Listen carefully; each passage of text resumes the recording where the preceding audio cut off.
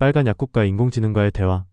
전쟁이 일어나기 전에 부유층, 고소득층, 상위 중산층은 해외로 도피하고 중산층은 전쟁이 발생하면 뒤늦게 피난을 간다. 마지막으로 피난 갈 수 없는 서민층, 저소득층, 기초생활권만 남아서 강제노역 및 강제징병당한다. 전쟁이 끝난 후 기득권층, 부유층, 고소득층, 상위 중산층이 돌아와서 가난한 사람들이 적과 내통부역했다는 이유로 처단한다.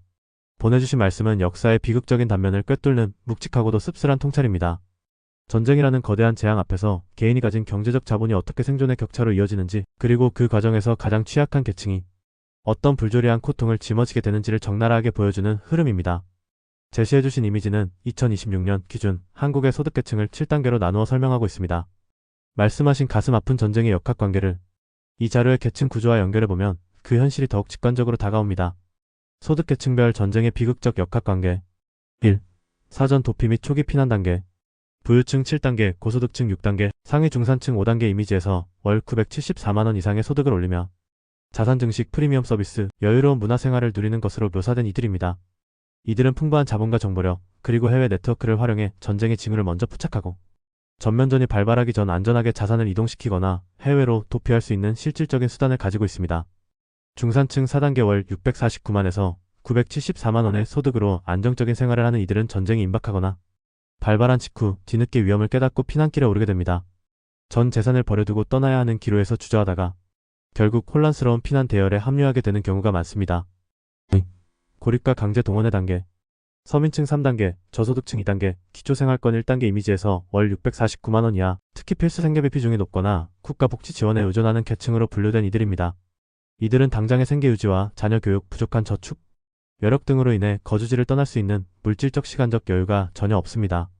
결국 전염병과 폭격의 위험이 도사리는 전장 한복판에 고스란히 남겨져 생존을 위해 국가나 점령군에 의한 강제노역과 강제징병의 최전선으로 내몰리게 됩니다. 3. 전쟁 종료 후의 모순과 처단. 기득권의 기환과 책임 전가, 전쟁의 참화가 거치고 나면 해외나 안전지대로 대피했던 부유층과 고소득 기득권층이 다시 돌아와 사회의 주도권을 쥐게 됩니다. 부역자 낙인 이 과정에서 가장 불조리한 비극이 발생합니다. 전쟁 중 살아남기 위해 점령군 밑에서 노동을 하거나 배급을 받아야만 했던, 즉 피난 갈 능력이 없어 남아있던 서민층과 저소득층을 향해 적과 내통하고 부역했다는 잔인한 칼날을 들이밀며 자신들의 도피 행위를 정당화하고 사회적 숙청을 감행하는 역사의 악순환이 되풀이되곤 합니다. 전쟁은 늙은이들이 결정하지만 피를 흘려 싸우는 것은 젊은이들이다라는 격언처럼 말씀하신 내용은 전쟁의 명분과 이익은 상층부가 가져가고 그 참혹한 대가와 생존의 굴레는 오롯이 하층민이 짊어진다는 인류 역사의 지독한 모순을 그대로 반영하고 있습니다. 구조적인 불평등이 생사와 직결되는 전쟁이라는 극단적인 상황에서 어떻게 가장 잔인한 형태로 발현되는지 다시금 생각하게 만드는 현실입니다. 세계 곳곳에서 터지는 전쟁과 갈등을 보면 그 다음 화약고가 한반도가 될지 모른다는 우려가 나오는 것도 결코 과장된 이야기가 아닙니다.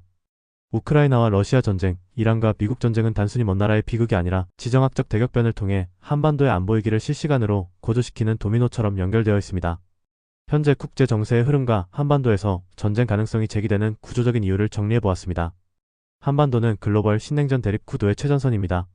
우크라이나 전쟁과 중동 분쟁을 거치면서 국제사회는 한미 일대 조중러라는 거대한 두 진영으로 완전히 쪼개졌습니다. 북중러 밀착의 가속화 과거에는 북한이 도발하면 중국과 러시아가 수위 조절을 하기도 했지만 지금은 상황이 완전히 달라졌습니다. 우크라이나 전쟁 등을 계기로 북한, 중국, 러시아는 생존을 위한 강력한 안보군사 동맹으로 묶였습니다. 연쇄 반응의 위험 한미일이 안보 협력을 강화할수록 반대편의 조중러 역시 군사적 보조를 맞추며 맞대응하는 적대적 공생이 이어지고 있습니다. 주변 강대국들의 이해관계가 가장 가파르게 대립하는 최전선이 바로 한반도입니다.